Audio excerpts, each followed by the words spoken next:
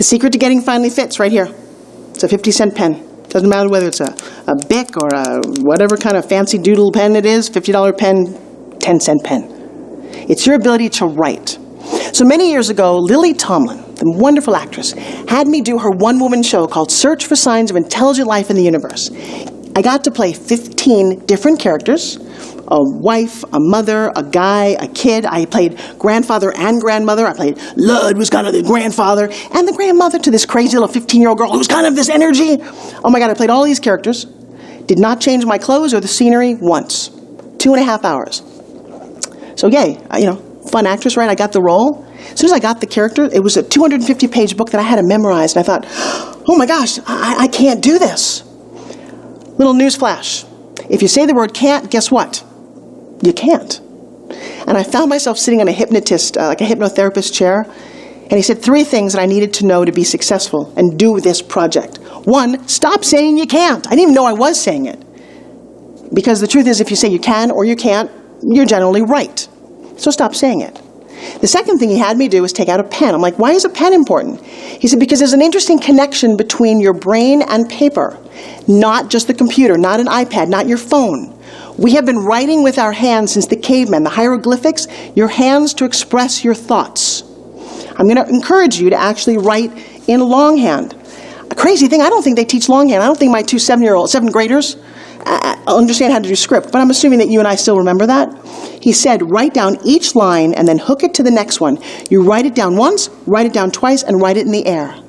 I did that for every single line in this 250-page script, and you know what?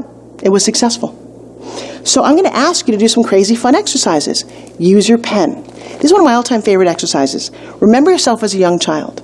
First of all, when you were a kid, everything's possible. You dreamed. You didn't know the limitations. I love talking to kids because they tell stories. They're so full of life. They're so full of innocence. Don't let life beat you down. So, what did you like to do? What was your favorite thing to play with? And then for me, I love to travel.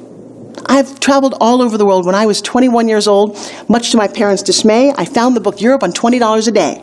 And I said to my mom and dad, I'm going to see every page in the book, like every country, every city, and tear out the page. When I have just the cover, I'm coming home. You should have seen my mother's face. I spent 6 months doing that and having the most amazing time of my life. Again, get out of your own way. Go travel. So what I want you to do is I want you to write yourself a letter. That's what this exercise is about. Just write to yourself, to the little you.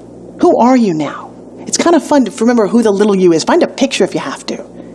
Write your dreams and hopes. Talk to them. Tell them it's going to be okay. They're going to get through that. They're going to get through their parents' divorce. You're going to get through some kid bullying you. You're going to get through all that, and you're going to become amazing. And if you don't feel amazing, then as a little kid, look up to yourself and say, hey, how do I get to be you? How can I make you better? Because that little spirit lives inside of you.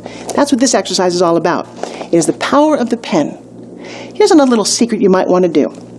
I learned this in my many journeys to Overeaters Anonymous. You might want to use this pen to write a letter to somebody that you need to forgive. Yeah. Or make amends to. Or reconnect. Every time you harbor stuff, it festers inside of you. Take the pen. See, everybody does emails. No. Imagine if somebody that you were having a tiff with or a family member you haven't connected with got a handwritten note saying, hey, I was thinking about you. I want to tell you that I love you. In fact, there's 4 phrases that you might want to say. I love you, I'm sorry, please forgive me, and thank you. I love you, I'm sorry, please forgive me, and thank you. I love you, I'm sorry, please forgive me, and thank you. Food for thought, huh?